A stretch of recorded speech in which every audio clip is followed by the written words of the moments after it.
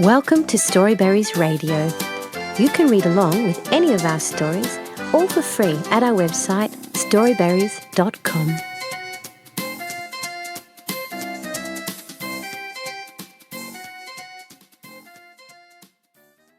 The Little Mermaid by Hans Christian Andersen. Far out in the ocean, where the water is as blue as the prettiest cornflower and as clear as crystal, it is very, very deep. So deep indeed that no cable could sound it, and many church steeples, piled one upon another, would not reach from the ground beneath to the surface of the water above. There dwell the Sea King and his subjects. We must not imagine that there is nothing at the bottom of the sea but bare yellow sand. No, indeed, for on this sand grow strangest flowers and plants, the leaves and stems of which are so pliant that the slightest agitation of the water causes them to stir as if they had life. Fishes, both large and small, glide between the branches as birds fly among the trees here upon land. In the deepest spot of all stands the castle of the Sea King. Its walls are built of coral, and the long Gothic windows are of the clearest amber. The roof is formed of shells that open and close as the water flows over them. Their appearance is very beautiful, for in each lies a glittering pearl which would be fit for the diadem of a queen. The Sea King had been a widower for many years, and his aged mother kept house for him. She was a very sensible woman, but exceedingly proud of her high birth, and on that account wore 12 oysters on her tail, while others of high rank were only allowed to wear 6. She was, however, deserving of very great praise, especially for her care of the little sea princesses, her 6 granddaughters. They were beautiful children, but the youngest was the prettiest of them all. Her skin was as clear and delicate as a rose leaf, and her eyes as blue as the deepest sea. But like all the others, she had no feet, and her body ended in a fish's tail. All day long they played in the great halls of the castle, or among the living flowers that grew out of the walls. The large amber windows were open, and the fish swam in, just as the swallows fly into our houses when we open the windows. Only the fishes swam up to the princesses, ate out of their hands, and allowed themselves to be stroked. Outside the castle there was a beautiful garden in which grew bright red and dark blue flowers, and blossoms like flames of fire. The fruit glittered like gold, and the leaves and stems waved to and fro continually. The earth itself was the finest sand, but blue as the flame of burning sulphur. Over everything lay a peculiar blue radiance, as if the blue sky were everywhere, above and below, instead of the dark depths of the sea. In calm weather, the sun could be seen, looking like a reddish-purple flower with light streaming from the calyx. Each of the young princesses had a little plot of ground in the garden where she might dig and plant as she pleased. One arranged her flower bed in the form of a whale. Another preferred to make hers like the figure of a little mermaid, while the youngest child made hers round like the sun, and in it grew flowers as red as his rays at sunset. She was a strange child, quiet and thoughtful. While her sisters showed delight at the wonderful things which they obtained from the wrecks of vessels, she cared only for her pretty flowers, red like the sun, and a beautiful marble statue. It was the representation of a handsome boy carved out of pure white stone which had fallen to the bottom of the sea from a wreck. She planted by the statue a rose-coloured weeping willow. It grew rapidly and soon hung its fresh branches over the statue, almost down to the blue sands. The shadows had the colour of violet and waved to and fro like the branches, so that it seemed as if the crown of the tree and the root were at play, trying to kiss each other. Nothing gave her so much pleasure as to hear about the world above the sea. She made her old grandmother tell her all she knew of the ships and of the towns, the people and the animals. To her it seemed most wonderful and beautiful to hear that the flowers of the land had fragrance, while those below the sea had none, that the trees of the forest were green, and that the fishes among the trees could sing so sweetly that it was a pleasure to listen to them. Her grandmother called the birds fishes, or the little mermaid would not have understood what was meant, for she had never seen birds. "When you have reached your 15th year," said the grandmother, "you will have permission to rise up out of the sea and sit on the rocks in the moonlight while the great ships go sailing by. Then you will see both forests and towns." In the following year, one of the sisters would be 15, but as each was a year younger than the other, the youngest would have to wait 5 years before her turn came to rise up from the bottom of the ocean to see the earth as we do. However, each promised to tell the others what she saw on her first visit and what she thought was most beautiful. Their grandmother could not tell them enough. There were so many things about which they wanted to know. None of them longed so much for her turn to come as the youngest, she who had the longest time to wait and who was so quiet and thoughtful. Many nights she stood by the open window, looking up through the dark blue water and watching the fish as they splashed about with their fins and tails. She could see the moon and stars shining faintly, but through the water they looked larger than they do to our eyes. When something like a black cloud passed between her and them, she knew that it was either a whale swimming over her head or a ship full of human beings who never imagined that a pretty little mermaid was standing beneath them, holding out her white hands towards the keel of their ship. At length the eldest was 15 and was allowed to rise to the surface of the ocean. When she returned, she had hundreds of things to talk about.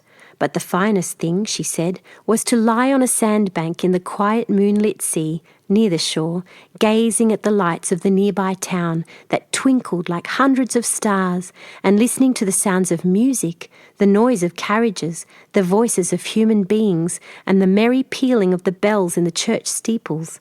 Because she could not go near all these wonderful things, she longed for them all the more. Oh, how eagerly did the younger sister listen to all these descriptions. And afterwards, when she stood at the open window looking up through the dark blue water, she thought of the great city with its bustle and noise, and even fancied she could hear the sound of the church bells down in the depths of the sea. In another year, the second sister received permission to rise to the surface of the water and to swim about where she pleased. She rose just as the sun was setting, and this, she said, was the most beautiful sight of all. The whole sky looked like gold and violet and rose-coloured clouds, which she could not describe, that drifted across it. And more swiftly than the clouds flew a large flock of wild swans towards the setting sun, like a long white veil across the sea. She also swam towards the sun, but it sank into the waves, and the rosy tints faded from the clouds and from the sea. The third sister's turn followed, and she was the boldest of them all, for she swam up a broad river that emptied into the sea. On the banks she saw green hills covered with beautiful vines, and palaces and castles peeping out from amid the proud trees of the forest. She heard birds singing and felt the rays of the sun so strongly that she was obliged often to dive under the water to cool her burning face. In a narrow creek she found a large group of little human children, almost naked, sporting about in the water. She wanted to play with them, but they fled away in a great fright, and then a little black animal, it was a dog, but she did not know it, for she'd never seen one before, came to the water and barked at her so furiously that she became frightened and rushed back to the open sea. But she said that she should never forget the beautiful forest, the green hills, and the pretty children who could swim in the water, although they had no tails. The fourth sister was more timid. She remained in the midst of the sea, but said it was quite as beautiful there as nearer the land. She could see many miles around her, and the sky above looked like a bell of glass. She had seen the ships, but at such great distance that they looked like seagulls. The dolphins sported in the waves, and the great whales spouted water from their nostrils, till it seemed as if 100 fountains were playing in every direction. The fifth sister's birthday occurred in the winter, so when her turn came, she saw what the others had not seen the first time they went up. The sea looked quite green, and large icebergs were floating about, each like a pearl, she said, but larger and loftier than the churches built by men. They were of the most singular shapes and glittered like diamonds. She had seated herself on one of the largest and let the wind play with her long hair. She noticed that all the ships sailed past very rapidly, steering as far away as they could, as if they were afraid of the iceberg. Towards evening, as the sun went down, dark clouds covered the sky, the thunder rolled, and the flashes of lightning glowed red on the icebergs as they were tossed about by the heaving sea. On all the ships the sails were reefed with fear and trembling, while she sat on the floating iceberg, calmly watching the lightning as it darted its forked flashes into the sea. Each of the sisters, when first she had permission to rise to the surface, was delighted with the new and beautiful sights. Now that they were grown-up girls and could go when they pleased, they had become quite indifferent about it. They soon wished themselves back again, and after a month had passed, they said it was much more beautiful down below and pleasanter to be at home. Yet often, in the evening hours, the 5 sisters would twine their arms about each other and rise to the surface together. Their voices were more charming than that of any human being, and before the approach of a storm, when they feared that a ship might be lost, they swam before the vessel, singing enchanting songs of the delights to be found in the depths of the sea, and begging the voyagers not to fear if they sank to the bottom. But the sailors could not understand the song and thought it was the sighing of the storm. These things were never beautiful to them, for if the ship sank, the men were drowned and their dead bodies alone reached the palace of the Sea King. When the sisters rose arm in arm through the water, their younger sister would stand quite alone, looking after them, ready to cry. Only, since mermaids have no tears, she suffered more acutely. "Oh, were I but 15 years old," said she, "I know that I shall love the world up there and all the people who live in it." At last she reached her 15th year. "Well, now you are grown up," said the old dowager, her grandmother. "Come and let me adorn you like your sisters." And she placed in her hair a wreath of white lilies, of which every flower leaf was half a pearl. Then the old lady ordered 8 great oysters to attach themselves to the tail of the princess to show her high rank. "But they hurt me so," said the little mermaid. "Yes, I know. Pride must suffer pain," replied the old lady. Oh, how gladly she would have shaken off all this grandeur and laid aside the heavy wreath. The red flowers in her own garden would have suited her much better. But she could not change herself, so she said farewell and rose as lightly as a bubble to the surface of the water. The sun had just set when she raised her head above the waves.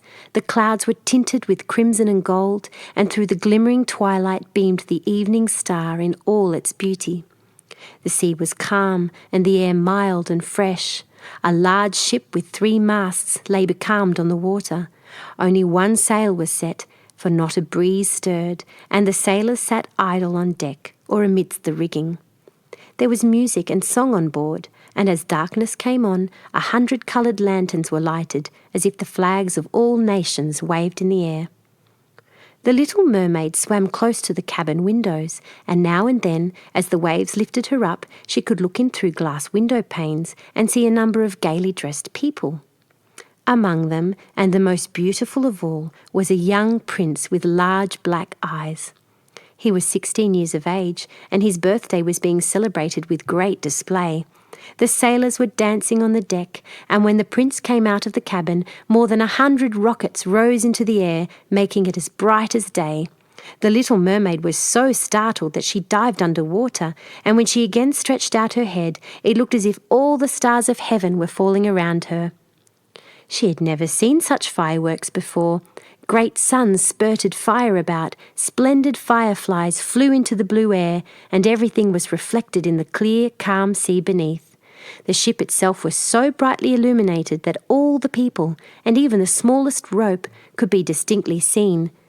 How handsome the young prince looked as he pressed the hands of all his guests and smiled at them, while the music resounded through the clear night air.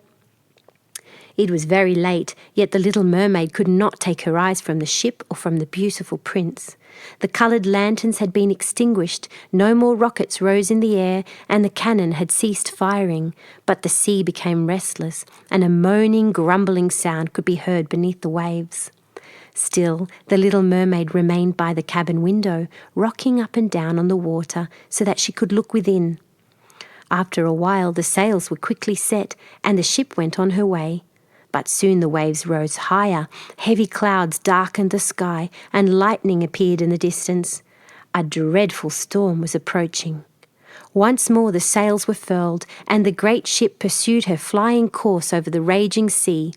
The waves rose mountain high, as if they would overtop the mast, but the ship dived like a swan between them, then rose again on their lofty foaming crests. To the little mermaid this was a pleasant sport, but not so to the sailors. At length the ship groaned and creaked, the thick planks gave way under the lashing of the sea as the waves broke over the deck. The mainmast snapped asunder like a reed, and as the ship lay over on her side, the water rushed in. The little mermaid now perceived that the crew were in danger. Even she was obliged to be careful to avoid the beams and planks of the wreck which lay scattered on the water. At one moment it was pitch dark, so that she could not see a single object, but when a flash of lightning came, it revealed the whole scene. She could see everyone who had been on board, except the prince. When the ship parted, she had seen him sink into the deep waves, and she was glad, for she thought he would now be with her. But then she remembered that human beings could not live in the water, so that when he got down to her father's palace, he would certainly be quite dead. No, he must not die. So she swam about among the beams and planks which strewed the surface of the sea, forgetting that they could crush her to pieces. Diving deep under the dark waters, rising and falling with the waves, she at length managed to reach the young prince, who was fast losing the power to swim in that stormy sea. His limbs were failing him, his beautiful eyes were closed, and he would have died had not the little mermaid come to his assistance. She held his head above the water and let the waves carry them where they would. In the morning the storm had ceased, but of the ship not a single fragment could be seen. The sun came up red and shining out of the water, and its beams brought back the hue of health to the prince's cheeks, but his eyes remained closed. The mermaid kissed his high, smooth forehead and stroked back his wet hair. He seemed to her like the marble statue in her little garden, so she kissed him again and wished that he might live. Presently they came in sight of land, and she saw lofty blue mountains on which the white snow rested, as if a flock of swans were lying upon them. Beautiful green forests were near the shore, and close by stood a large building, whether a church or a convent she could not tell. Orange and citron trees grew in the garden, and before the door stood lofty palms. The sea here formed a little bay, in which the water lay quiet and still, but very deep. She swam with the handsome prince to the beach, which was covered with fine white sand, and there she laid him in the warm sunshine, taking care to raise his head higher than his body. Then bells sounded in the large white building, and some young girls came into the garden. The little mermaid swam out farther from the shore and hid herself among some high rocks that rose out of the water. Covering her head and neck with the foam of the sea, she watched there to see what would become of the poor prince. It was not long before she saw a young girl approach the spot where the prince lay.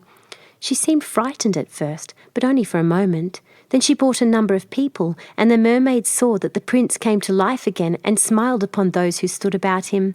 But to her he sent no smile. He knew not that she had saved him. This made her very sorrowful, and when he was led away into the great building, she dived down into the water and returned to her father's castle. She had always been silent and thoughtful, and now she was more so than ever. Her sisters asked her what she had seen during her first visit to the surface of the water, but she could tell them nothing.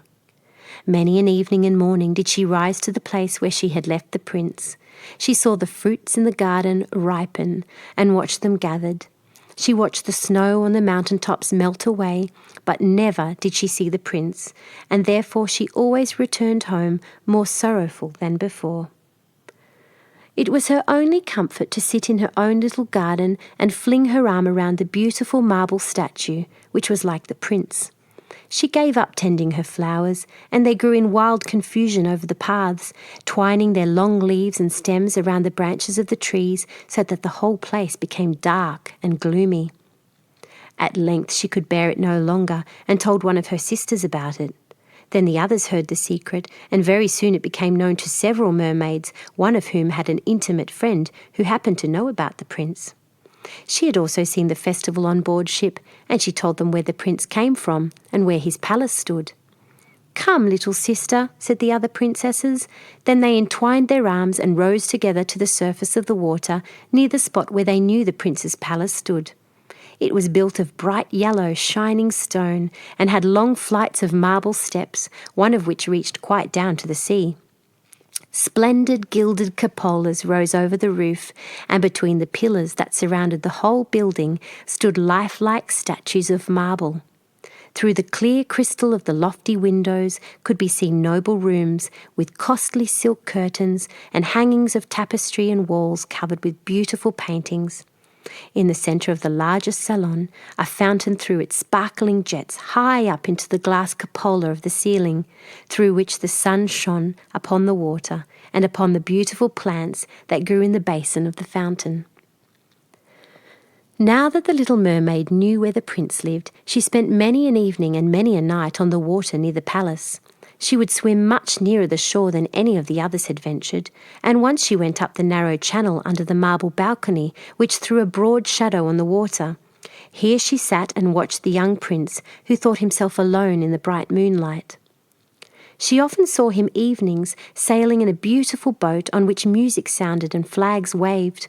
She peeped out from among the green rushes, and if the wind caught her long, silvery white veil, those who saw it believed it to be a swan spreading out its wings. Many a night, too, when the fishermen set their nets by the light of their torches, she heard them relate many good things about the young prince, and this made her glad that she had saved his life when he was tossed about half dead on the waves.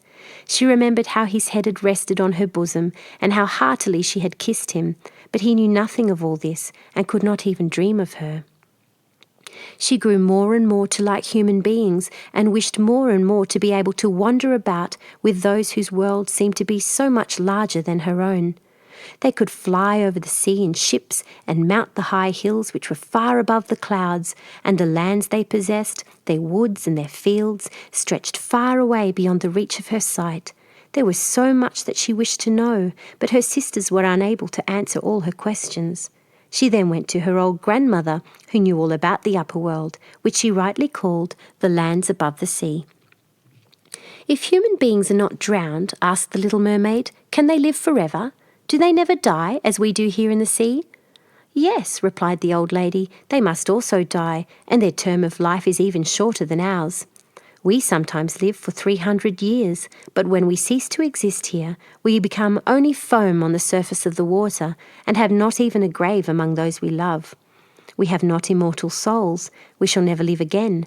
Like the green seaweed, when once it has been cut off, we can never flourish more. Human beings, on the contrary, have souls which live forever, even after the body has been turned to dust. They rise up through the clear, pure air, beyond the glittering stars. As we rise out of the water and behold all the land of the earth, so do they rise to unknown and glorious regions which we shall never see." "Why have we not immortal souls?" asked the little mermaid mournfully. "I would gladly give all the hundreds of years that I have to live to be a human being only for one day, and to have the hope of knowing the happiness of that glorious world above the stars." "You must not think that," said the old woman. "We believe that we are much happier and much better off than human beings." "So I shall die," said the little mermaid, "and as the foam of the sea I shall be driven about, never again to hear the music of the waves, or to see the pretty flowers, or the red sun. Is there anything I can do to win an immortal soul?" "No," said the old woman, "unless a man should love you so much that you are more to him than his father or his mother, and if all his thoughts and all his love were fixed upon you, and the priest placed his right hand in yours, and he promised to be true to you here and hereafter, then his soul would glide into your body, and you would obtain a share in the future happiness of mankind. He would give to you a soul and retain his own as well, but this can never happen. Your fish's tail, which among us is considered so beautiful, on earth is considered to be quite ugly. They do not know any better. They think it necessary, in order to be handsome, to have 2 stout props, which they call legs." Then the little mermaid sighed and looked sorrowfully at her fish's tail. "Let us be happy," said the old lady, "and dart and spring about during the 300 years that we have to live, which is really quite long enough. After that we can rest ourselves all the better. This evening we're going to have a court ball." It was one of those splendid sights which we can never see on earth. The walls and the ceiling of the large ballroom were thick but transparent crystal. Many hundreds of colossal shells, some of a deep red, others of a grass green, with a blue fire in them, stood in rows on each side. These lighted up the whole salon and shone through the walls so that the sea was also illuminated. Innumerable fishes, great and small, swam past the crystal walls. On some of them the scales glowed with a purple brilliance, and on others shone like silver and gold. Through the halls flowed a broad stream, and in it danced the mermen and the mermaids to the music of their own sweet singing. No one on earth has such lovely voices as they, but the little mermaid sang more sweetly than all. The whole court applauded her with hands and tails, and for a moment her heart felt quite gay, for she knew she had the sweetest voice, either on earth or in the sea. But soon she thought again of the world above her. She could not forget the charming prince, nor her sorrow that she had not an immortal soul like his. She crept away silently out of her father's palace, and while everything within was gladness and song, she sat in her own little garden, sorrowful and alone. Then she heard the bugle sounding through the water and thought, "He is certainly sailing above, he in whom my wishes centre, and in whose hands I should like to place the happiness of my life. I will venture all for him, and to win an immortal soul. While my sisters are dancing in my father's palace, I will go to the sea witch, of whom I have always been very much afraid. She can give me counsel and help." Then the little mermaid went out from her garden and took the road to the foaming whirlpools behind which the sorceress lived. She had never been that way before. Neither flowers nor grass grew there. Nothing but bare, grey, sandy ground stretched out to the whirlpool, where the water, like foaming mill wheels, seized everything that came within its reach and cast it into the fathomless deep. Through the midst of these crushing whirlpools, the little mermaid was obliged to pass before she could reach the dominions of the sea witch. Then, for a long distance, the road lay across a stretch of warm, bubbling mire, called by the witch her turf moor. Beyond this was the witch's house, which stood in the centre of a strange forest, where all the trees and flowers were polypi, half animals and half plants. They looked like serpents with 100 heads growing out of the ground. The branches were long, slimy arms with fingers like flexible worms, moving limb after limb from the root to the top. All that could be reached in the sea they seized upon and held fast, so that it never escaped from their clutches. The little mermaid was so alarmed at what she saw that she stood still, and her heart beat with fear.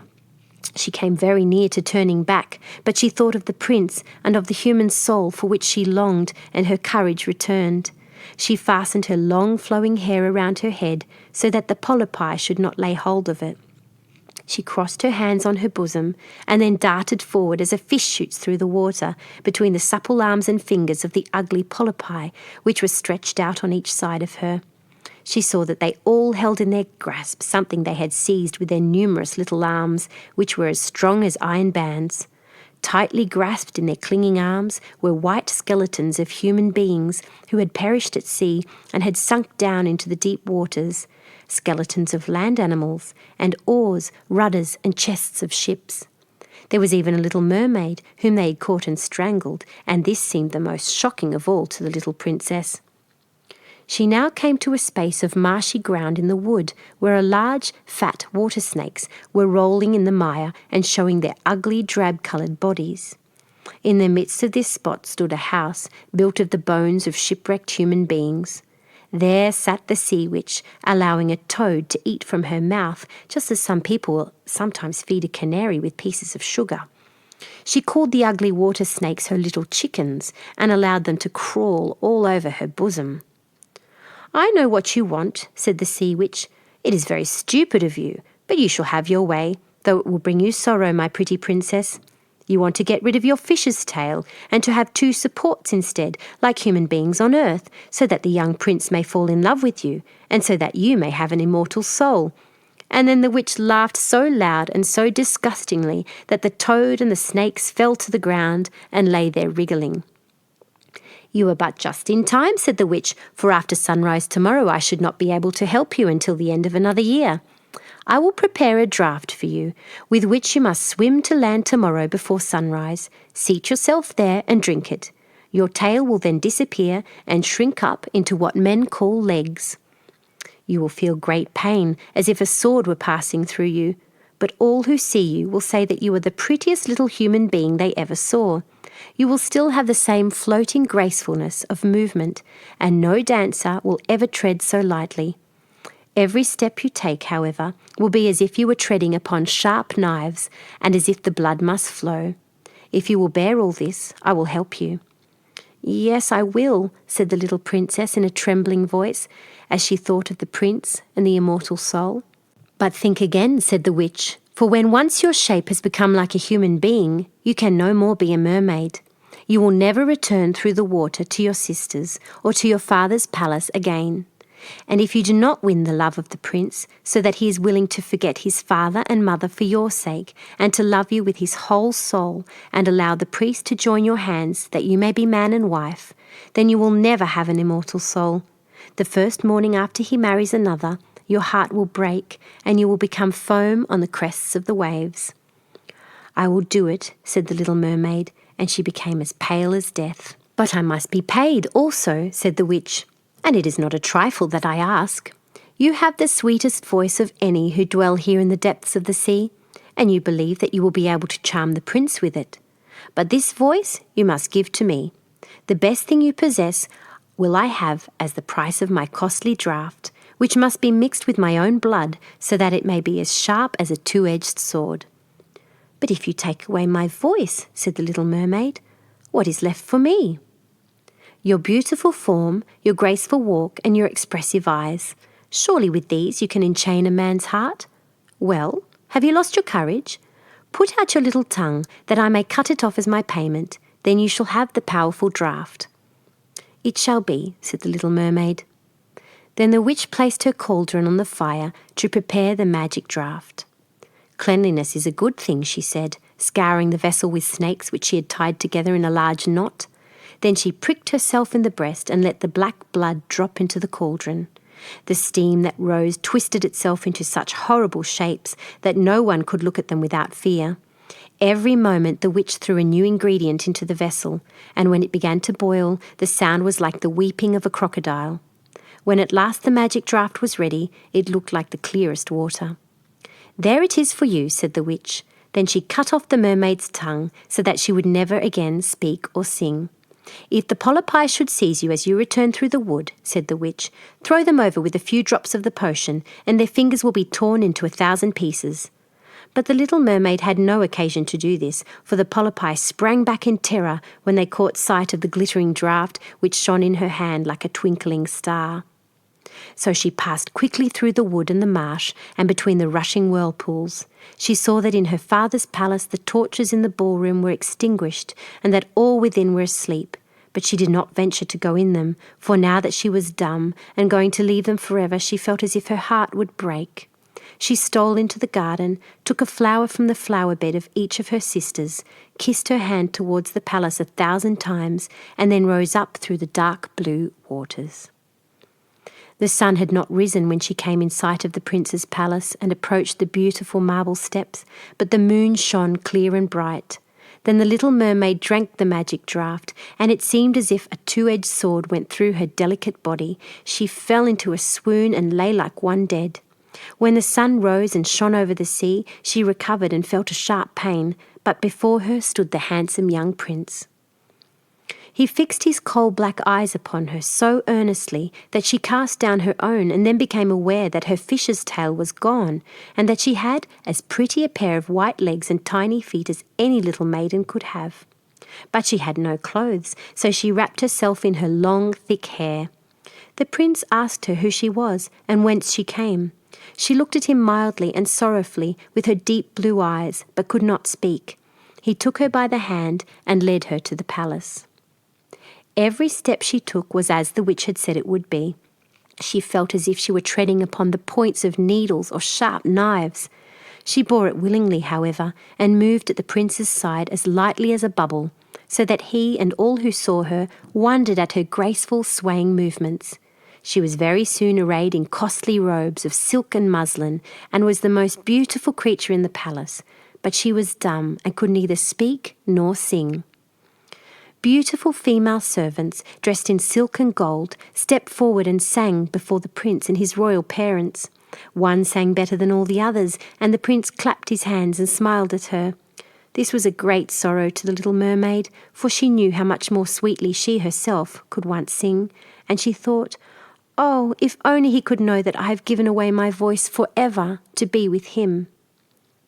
The servants next performed some pretty fairy-like dances to the sound of beautiful music. Then the little mermaid raised her lovely white arms, stood on the tips of her toes, glided over the floor, and danced as no one yet had been able to dance. At each moment her beauty was more revealed, and her expressive eyes appealed more directly to the hearts than the songs of slaves. Everyone was enchanted, especially the prince, who called her his little foundling.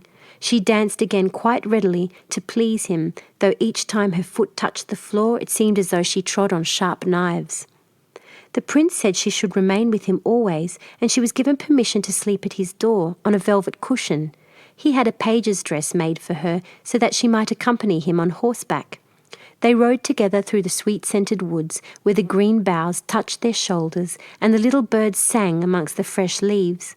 She climbed with him to the tops of high mountains, and although her tender feet bled so that even her steps were marked, she only smiled and followed him till they could see the clouds beneath them like a flock of birds flying to distant lands.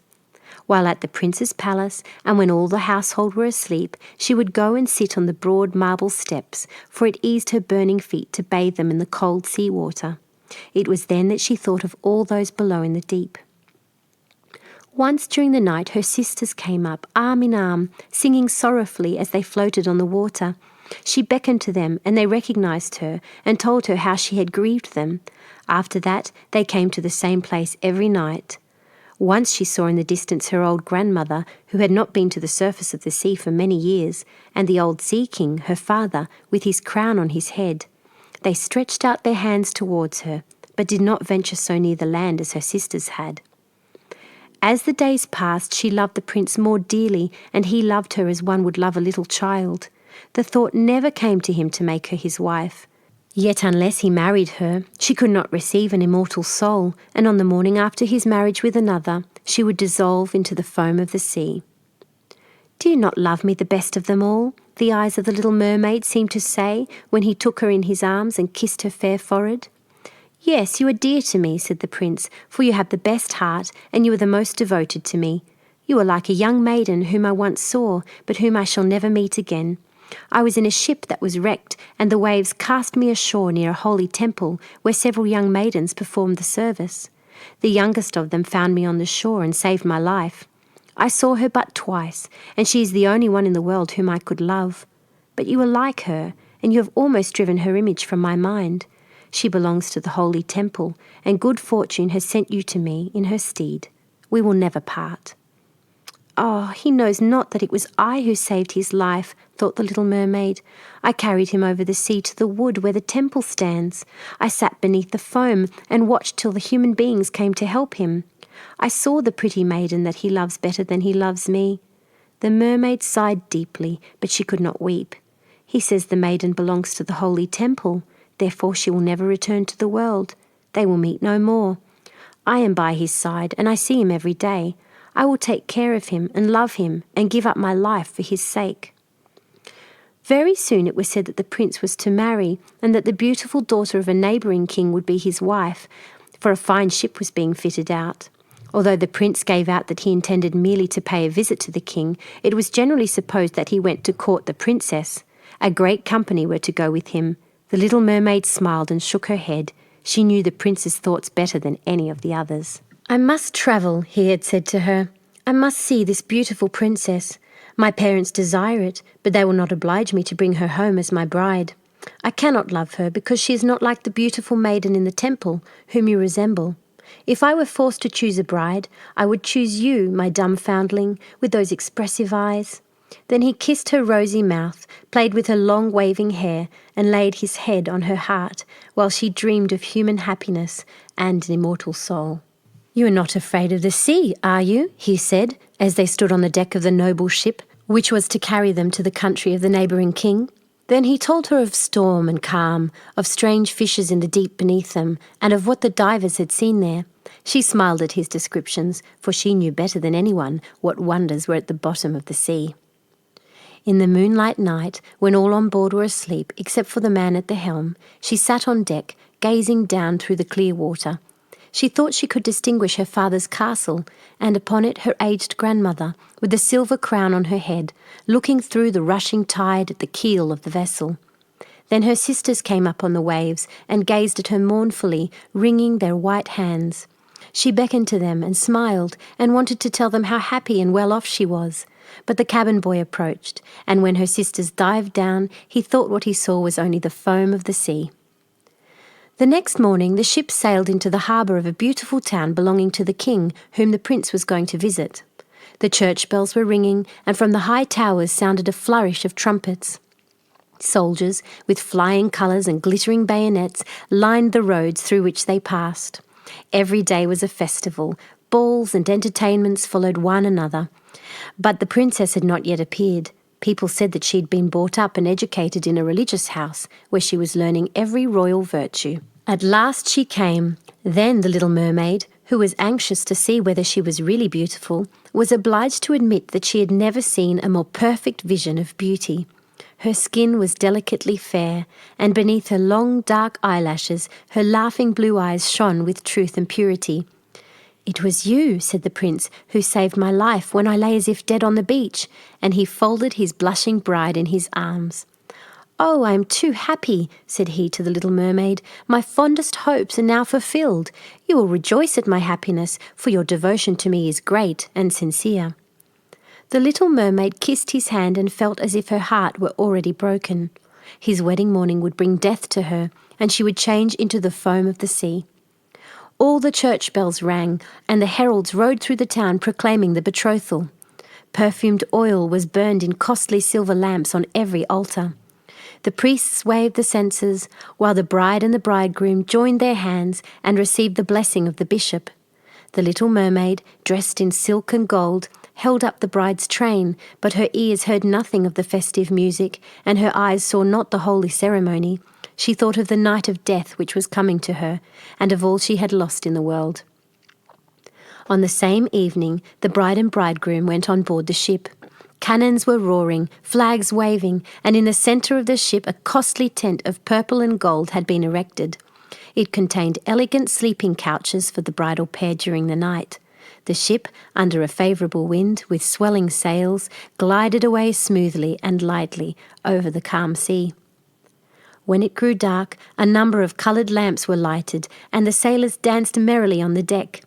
The little mermaid could not help thinking of her first rising out of the sea, when she had seen similar joyful festivities, so she too joined in the dance, poised herself in the air as a swallow when he pursues his prey, and all present cheered at her wonderingly. She had never danced so gracefully before. Her tender feet felt as if cut with sharp knives, but she cared not for the pain. A sharper pang had pierced her heart. She knew this was the last evening she should ever see the prince for whom she had forsaken her kindred and her home. She had given up her beautiful voice and suffered unheard-of pain daily for him, while he knew nothing of it. This was the last evening that she should breathe the same air with him, or gaze on the starry sky and the deep sea. An eternal night, without a thought or a dream, awaited her. She had no soul, and now could never win one. All was joy and gaiety on the ship until long after midnight. She smiled and danced with the rest, while the thought of death was in her heart. The prince kissed his beautiful bride, and she played with his raven hair till they went arm in arm to rest in the sumptuous tent. Then all became still on board the ship, and only the pilot, who stood at the helm, was awake. The little mermaid leaned her white arms on the edge of the vessel and looked towards the east for the first blush of morning, for that first ray of dawn which was to be her death. She saw her sisters rising out of the flood. They were as pale as she, but their beautiful hair no longer waved in the wind. It had been cut off. "We have given our hair to the witch," said they, "to obtain help for you, that you may not die tonight. She has given us a knife. See, it is very sharp. Before the sun rises, you must plunge it into the heart of the prince. When the warm blood falls upon your feet, they will grow together again into a fish's tail, and you will once more be a mermaid and can return to us to live out your 300 years before you are changed into the salt sea foam. Haste then, either he or you must die before sunrise. Our old grandmother mourns for you so that her white hair is falling as ours fell under the witch's scissors. Kill the prince and come back. Hasten! Do you not see the first red streaks in the sky? In a few minutes the sun will rise, and you must die." Then they sighed deeply and mournfully and sank beneath the waves. The little mermaid drew back the crimson curtain of the tent and beheld the fair bride, whose head was resting on the prince's breast. She bent down and kissed his noble brow, then looked at the sky, on which the rosy dawn grew brighter and brighter. She glanced at the sharp knife and again fixed her eyes on the prince, who whispered the name of his bride in his dreams. She was in his thoughts, and the knife trembled in the hand of the little mermaid, but she flung it far from her into the waves. The water turned red where it fell, and the drops that spurted up looked like blood. She cast one more lingering, half-fainting glance at the prince, then threw herself from the ship into the sea and felt her body dissolving into foam. The sun rose above the waves, and his warm rays fell on the cold foam of the little mermaid, who did not feel as if she were dying. She saw the bright sun and hundreds of transparent, beautiful creatures floating around her. She could see through them and the white sails of the ships and the red clouds in the sky. Their speech was melodious, but could not be heard by mortal ears, just as their bodies could not be seen by mortal eyes. The little mermaid perceived that she had a body like theirs, and that she continued to rise higher and higher out of the foam. "Where am I?" asked she, and her voice sounded ethereal, like the voices of those who were with her. No earthly music could imitate it. "Among the daughters of the air," answered one of them, "a mermaid has not an immortal soul, nor can she obtain one unless she wins the love of a human being. On the will of another hangs her eternal destiny. But the daughters of the air, although they do not possess an immortal soul, can, by their good deeds, procure one for themselves.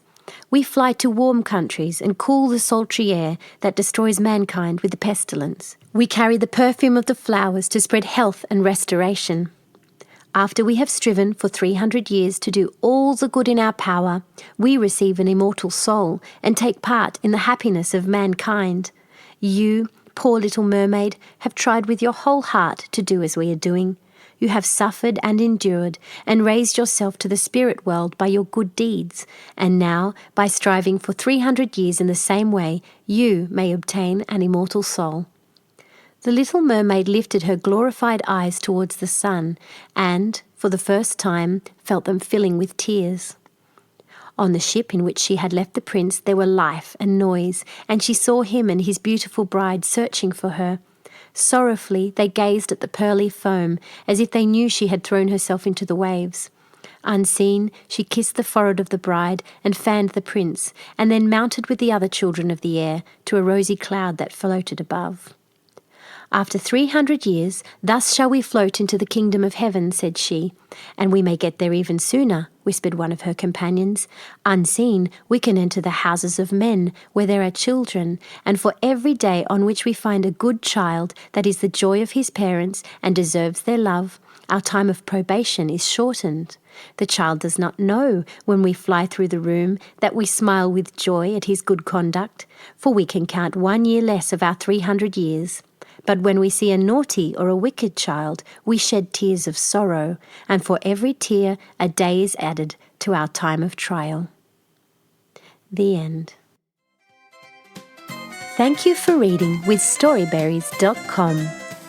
Free stories for kids.